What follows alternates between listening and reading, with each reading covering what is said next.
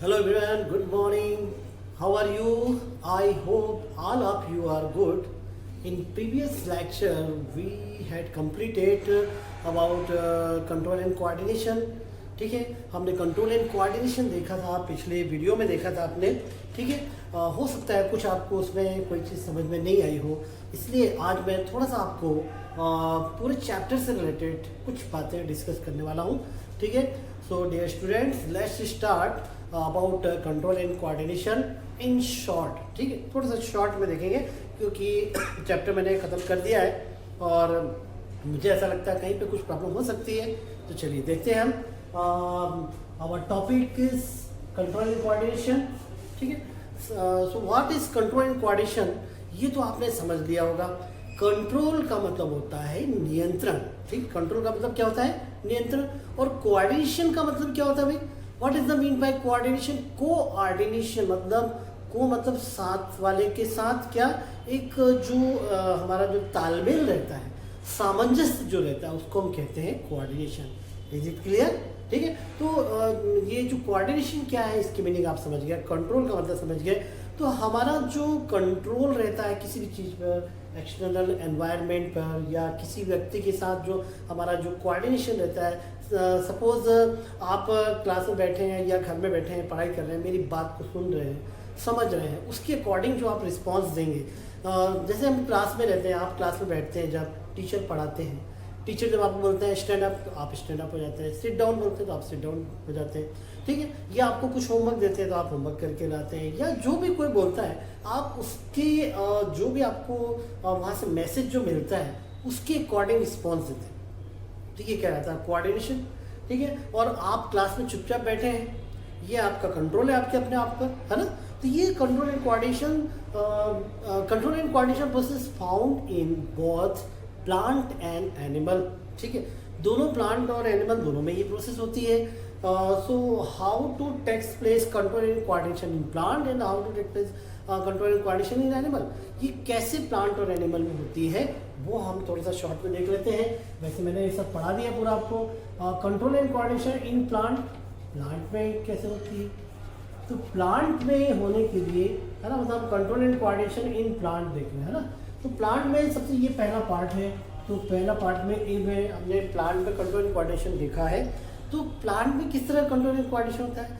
For control and coordination in plant there are well developed system is present which is known as hormonal system. यहाँ पे plant में क्या होता है? एक हार्मोनल सिस्टम होता है. आपने पढ़ा है कुछ हार्मोन्स के बारे में? कौन कौन से हार्मोन पढ़े हैं भाई? आपने ऑक्सिन पढ़ा है ना, ऑक्सिन पढ़ा है, जिब्रेलिन पढ़ा है. ठीक है, जिब्रेलिन हार्मोन पढ़ा आपने. ठीक है, और क्या पढ़ा है? साइटोकाइनिन पढ़ा है. ये कुछ हार्मोन आपने पढ़े हैं. एब्सिसिक एसिड देखा आपने. ठीक है, तो ये मैंने कुछ हार्मोन्स पढ़ाए हुए हैं, सभी के फंक्शन बताए हुए हैं. तो इन हार्मोन के फंक्शन आपको करने वैसे एग्जाम में नहीं आता है क्योंकि ये हायर क्लासेस के क्वेश्चन होते हैं, लेकिन फिर भी ठीक है, आपके कोर्स में दिया है, इसलिए थोड़ा बहुत पढ़े जरूर. ऑक्सिन जिब्रेलिन जो रहते हैं प्लांट के टॉप पे रहते हैं, एपाइकल पार्ट पे रहते हैं, प्लांट की ग्रोथ कराते हैं, सेल डिफरेंशिएशन कराते हैं, सेल एनलार्जमेंट कराते हैं, ये सब पूरी प्रोसेस कराते हैं, है ना. तो ये कुछ हार्मोन्स, इनके फंक्शन आप तैयार करें. ये हार्मोन के थ्रू क्या होता है? प्लांट में कंट्रोल एंड कोऑर्डिनेशन प्रोसेस होती है, प्लांट में ग्रोथ होती है, प्लांट में मूवमेंट होती है.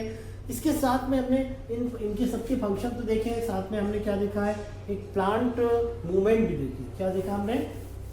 ये तो प्लांट हार्मोन आपने पढ़ा होगा, आपने देखा है, सभी के फंक्शन आपने देखे हुए हैं, है ना. और सबके मैंने स्पेसिफिक अलग अलग फंक्शन बताए हुए हैं. अब प्लांट में एक मूवमेंट भी प्रोसेस होती है, मूवमेंट की प्रोसेस होती है. ठीक है, तो प्लांट मूवमेंट किससे होती है? प्लांट में मूवमेंट होती है क्या? प्लांट क्या मूव करते हैं? नहीं. कुछ प्लांट जो रहते हैं स्पायर, इस तरह से मूवमेंट, जैसे दूब घास होती है तो उससे मूवमेंट करते हैं. पैरासाइटिक प्लांट जो रहते हैं जो दूसरे प्लांट साथ लिपट के आगे चढ़ते हैं, है ना, तो ये ऊपर चढ़ते हैं, क्लाइंबिंग करते हैं. तो मूवमेंट प्लांट में भी होती है. और किस तरह की मूवमेंट होती है प्लांट में? दो तरह की आपने मूवमेंट देखी है. देखिए आपने ट्रॉपिक मूवमेंट, ट्रॉपिक मूवमेंट, और एक देखिए आपने tropic movement, and another one is another one is elastic movement, आपने देखी इलास्टिक मूवमेंट, ठीक है। अब ये जो मूवमेंट होती है, movement takes place in the due to stimulus. आप स्टिमुलस मतलब क्या, जो एक्सटर्नल एनवायरनमेंट जो भी चेंज होता है उसके अकॉर्डिंग जो कोई भी ऑर्गेनिज्म अपने आप में चेंज करते हैं। सपोज जैसे ठंड आती है तो हम अपने आप में चेंज करते हैं, गर्मी आती है तो हम अपने आप में चेंज करते हैं, रेनी सीजन आता है तो हम अपने आप को चेंज करते हैं या नहीं करते, करते हैं, है ना। तो ये प्लांट में भी इस तरह का इस जो एनवायरमेंटल जो चेंजेस होते हैं, क्लाइमेटिक कंडीशन चेंज होती है, उसका इफेक्ट पड़ता है प्लांट में भी, ठीक है। तो उसके अकॉर्डिंग वो मूवमेंट करते हैं या रिस्पॉन्स देते हैं। अब ट्रॉपिक मूवमेंट में क्या होती है, ट्रॉपिक मूवमेंट में क्या होता है कि इसमें जो स्टिमुलस रहता है, स्टिमुलस के डायरेक्शन पे ये डिपेंड करती है।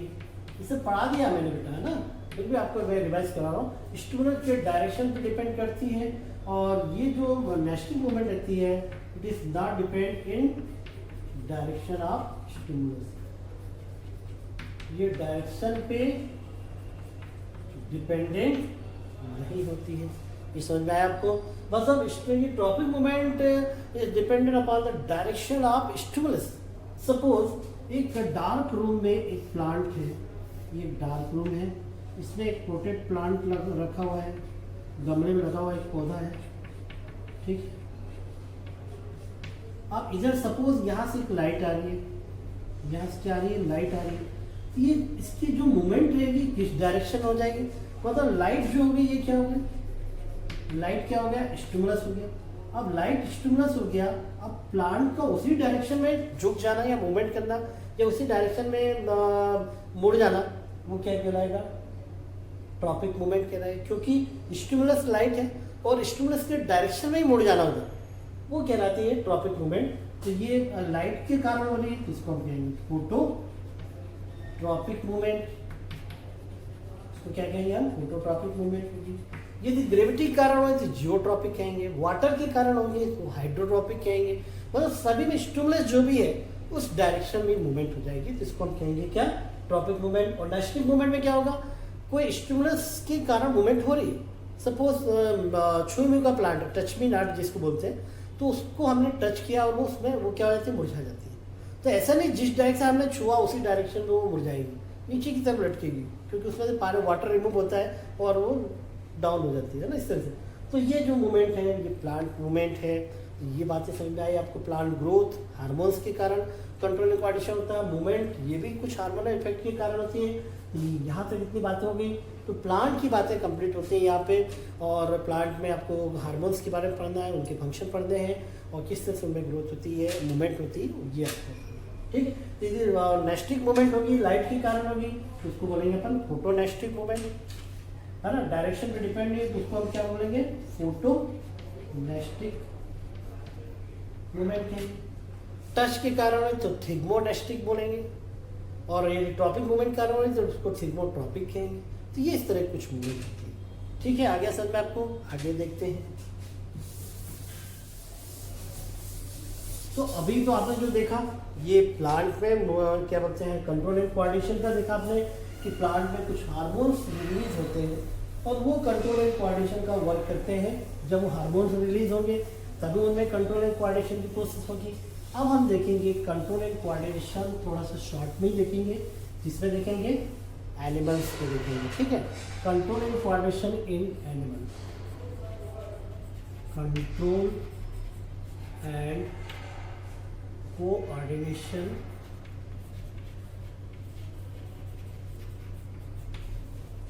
इन एनिमल्स। एनिमल्स में किस तरह का कंट्रोल एंड कोऑर्डिनेशन होता है वो हम देखेंगे आराम से में। तो control and coordination in animals takes place through two system. There are two system for control and coordination. यहाँ पे कंट्रोल एंड कोऑर्डिनेशन के लिए दो सिस्टम होते हैं। What are these? These are, first इसमें एक होता है नर्वस सिस्टम। फर्स्ट क्या होता है, एक नर्वस सिस्टम होता है, ठीक है। And another one is endocrine system. Second क्या होता है, एंडोक्राइन सिस्टम होता है। Second one is endocrine system. ठीक है। Hormone nervous system is made up by brain, spinal cord, ठीक है, और कुछ अपन न्यूरॉन सेल के बारे में पढ़ा है आपने, है ना। फिर endocrine system is made up by endocrine gland, ठीक है। और क्या रहता है एंडोक्राइन ग्लैंड के साथ ही, क्या रहता है इसमें, एंडोक्राइन ग्लैंड के साथ में ये endocrine glands what secret, they secret hormones. तो हार्मोन्स का बहुत बड़ा रोल होता है। कई बार अपन सुनते हैं वे हार्मोनल प्रॉब्लम थी इसलिए ग्रोथ नहीं हुई, हार्मोनल प्रॉब्लम थी इसलिए ये प्रॉब्लम आ गई। कई बार आपने सुना होगा, कई लोग बोलते हैं यार उसको हार्मोनल प्रॉब्लम है। तो हार्मोनल प्रॉब्लम मतलब हार्मोन्स किस तरह से आपकी एक्टिविटी को कंट्रोल करते हैं, आपकी ग्रोथ को, आपके मेटाबॉलिज्म को, आपके बॉडी में जो इनॉर्निक आयंस रहते हैं, sodium ion, potassium ion, bicarbonate ion, इन सबको कंट्रोल करती है ना। तो ये पूरा मैनेजमेंट इससे होता है। तो endocrine system is made up by endocrine gland which secret hormone, and nervous system is made up by CNS central nervous system, और क्या एक होता है PNS peripheral nervous system. Central nervous system को शॉर्ट में CNS बोलते हैं, जो कि ब्रेन और स्पाइनल कॉर्ड से मिलकर बनता है, और PNS का मतलब होता है पेरिफेरल नर्वस सिस्टम, और ये बनता है नर्व फाइबर न्यूरॉन से बनता है, ठीक है।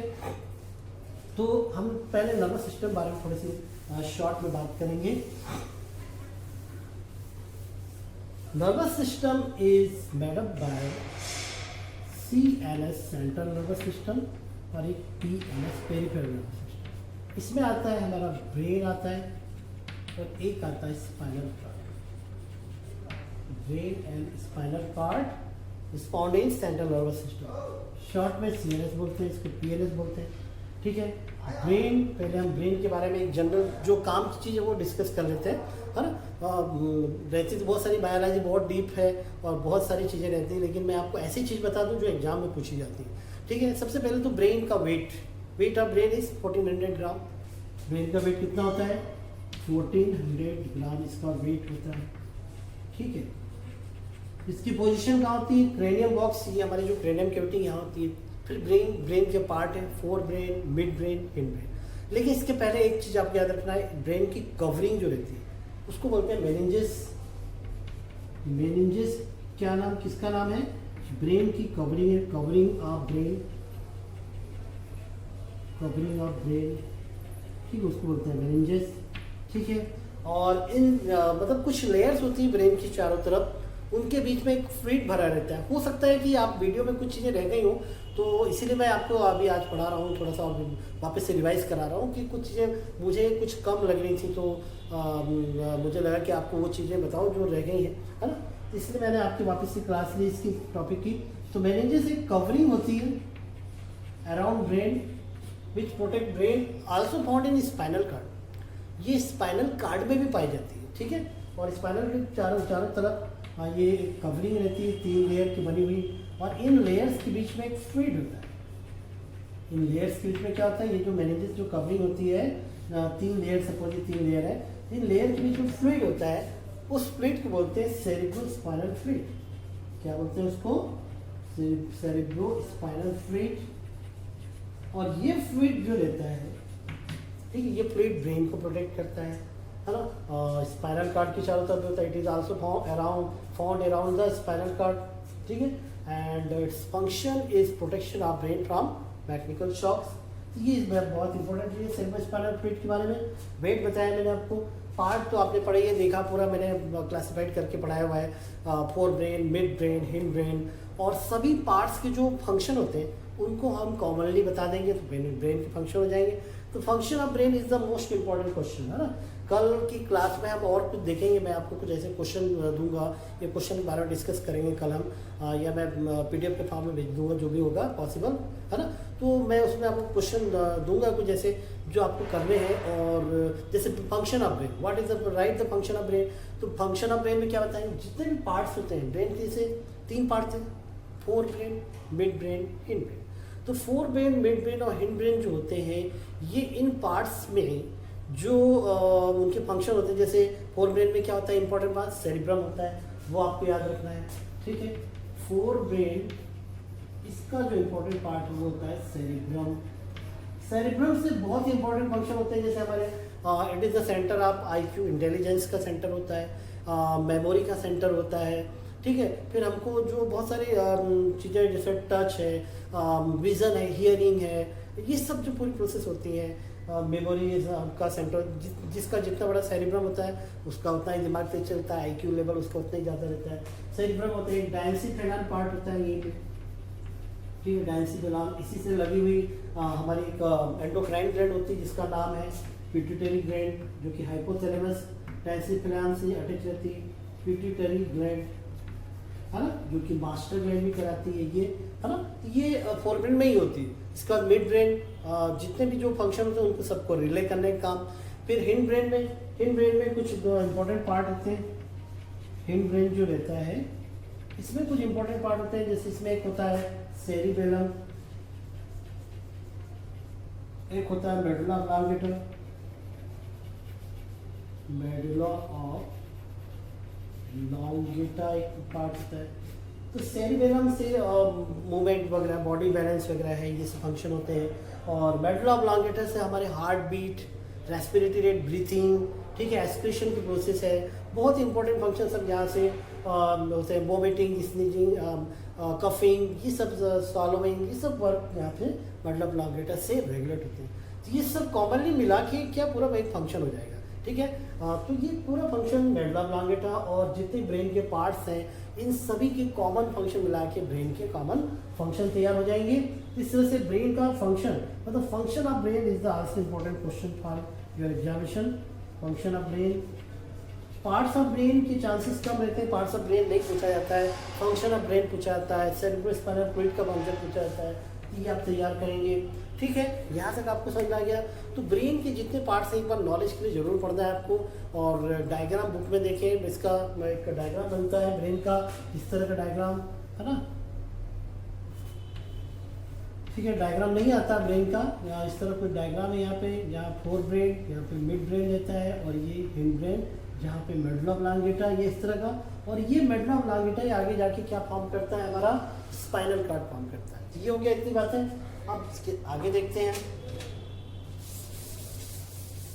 तो आपने नर्वस सिस्टम के बारे में देखा, उसमें कुछ इंपॉर्टेंट चीज़ें देखी, फंक्शन वगैरह देखा, ठीक है, ब्रेन के फंक्शन देखे, है ना। तो ये सब चीज़ें थी, ये कंट्रोल एंड कोऑर्डिनेशन जो कि नर्वस सिस्टम के थ्रू। अच्छा, इसमें एक न्यूरॉन या नर्व सेल रहती है, वो आपने 9th में पढ़ा हुआ है, नर्व सेल न्यूरॉन के बारे में, जो कि PNS पेरिफेरल नर्वस सिस्टम का एक पार्ट है। तो नर्वस सिस्टम के इस पार्ट में, टॉपिक में आपने इतनी चीज़ें आपको देखिए तैयार करनी है आपको। और इसके बाद एक स्पाइनल कार्ड भी है। Spinal cord is also part of CNS, spinal cord, ठीक है। स्पाइनल कार्ड कहाँ पे होता है, ये मेडुला ऑब्लांगेटा जो हिंड ब्रेन होता है उसके पोस्टीरियर एंड से शुरू होता है यहाँ से, और हमारे वर्टिब्रल कॉलम इधर पीछे तक बैक साइड तक जाता है। और बैक साइड में यहाँ तक हमारी कुछ जो वर्टिब्रल कॉलम की ब्रेन है, यहाँ से जो वर्टिब्रल कॉलम की जो पार्ट्स है उसमें लुम्बर वर्टिब्रा, और ये इधर यहाँ तक रहती है, ठीक है। तो ये स्पाइनल कार्ड बहुत इंपॉर्टेंट पार्ट है। ये हमारे रिफ्लेक्स एक्शन को कंट्रोल करता है। क्या करता है, रिफ्लेक्स एक्शन को कंट्रोल करता है। रिफ्लेक्स एक्शन कैसे कर सकते हैं, reflex action is the process which takes place immediately, automatic and involuntary. ये रिफ्लेक्स एक्शन कैसे होते हैं, एक तो ऑटोमेटिक होती है, ऑटोमेटिक, इमीडिएटली होती है, इमीडिएटली होती है, ठीक है। और कैसे होती है, और ये पूरी प्रोसेस है ये इनवॉलंटरी होती है। इनवॉलंटरी होती है मतलब अचानक अपने आप फटाफट होती, तुरंत होती, ठीक है। एक स्पाइनल कार्ड का एक रफ्टर एक डायग्राम बनाता हूँ मैं आपको, देखिए जरा।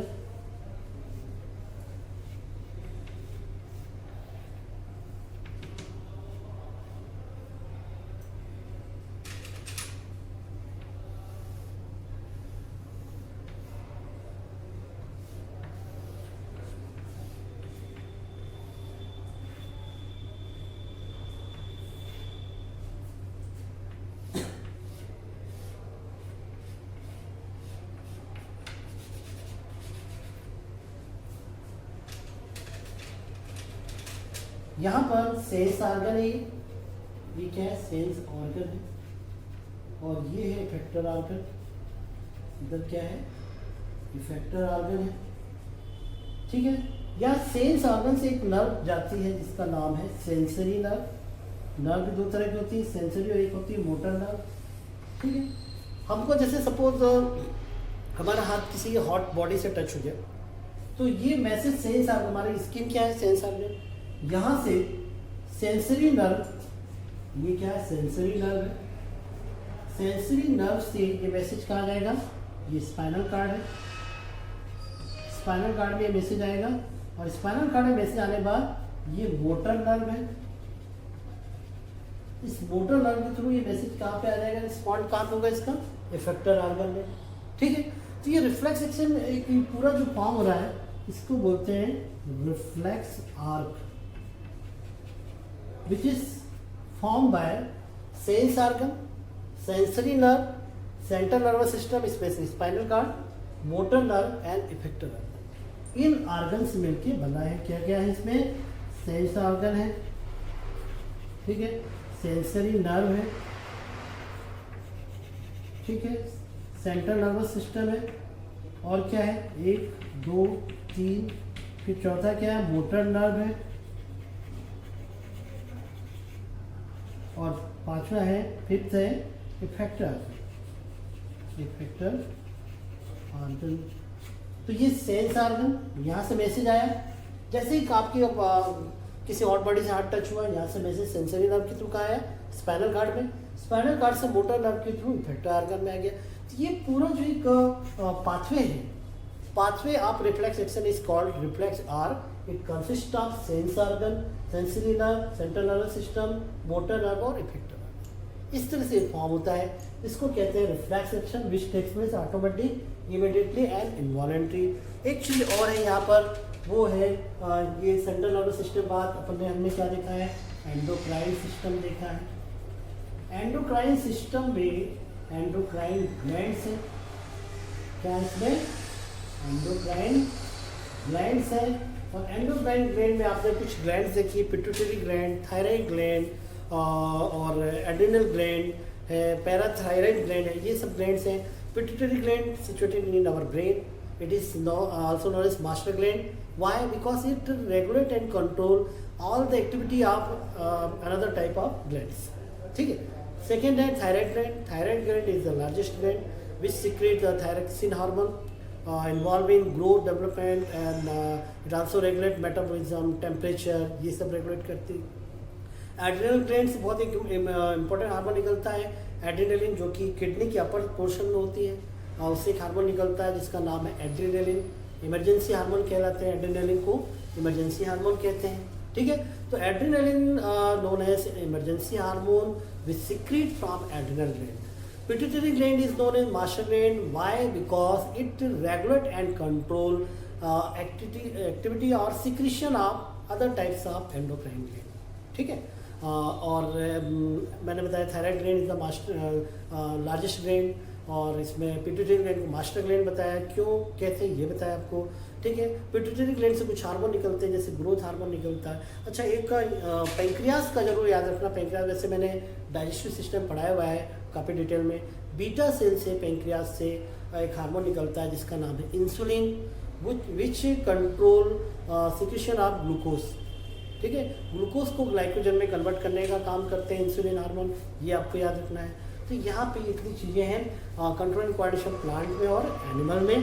प्लांट में हार्मोन्स के थ्रू होती है, और एनिमल में नर्वस सिस्टम और एंडोक्राइन सिस्टम के थ्रू होती है। तो ये पूरा हमारा नर्वस सिस्टम और एंडोक्राइन सिस्टम मिलके क्या करते हैं, कंट्रोल एंड कोऑर्डिनेशन का वर्क करते हैं। इतना पूरा रिवाइज कर लीजिए, फिर भी दिक्कत आएगी फिर कभी देख लेंगे, आपको चिंता नहीं करना है, डोंट वरी, ठीक है। मैं पढ़ा रहा हूँ तब तक आपको कुछ भी चिंता करने की जरूरत नहीं है। कहीं पे भी कुछ प्रॉब्लम होगी मुझे खुद लगेगा तो मैं फिर से वापस समझा दूंगा, है ना। तो आपसे पढ़ते जाइए। इस चैप्टर का मैं नोट्स भेजूँगा, 4 चैप्टर हो गए हैं, और इनको बढ़िया पढ़िए, नोट्स बनाइए आप और पढ़ते जाइए। मैं अब इसके बाद कुछ रिवीजन टाइप का करवाऊँगा आपको, कुछ क्वेश्चन दूँगा, उन क्वेश्चन को तैयार करें आप और रिवाइज़ करें, बार बार लिख के देखें, ठीक है। क्योंकि 4 चैप्टर हो गए, 6 में से 2 बचे हैं अब आपके। ठीक है, इनको तैयार करिए, कोई जल्दी नहीं है, आराम से पढ़ेंगे, आराम से रिवाइज करेंगे, टेस्ट लूँगा मैं, आपको क्वेश्चन दूंगा और उनकी प्रैक्टिस करेंगे। ठीक है, थैंक यू।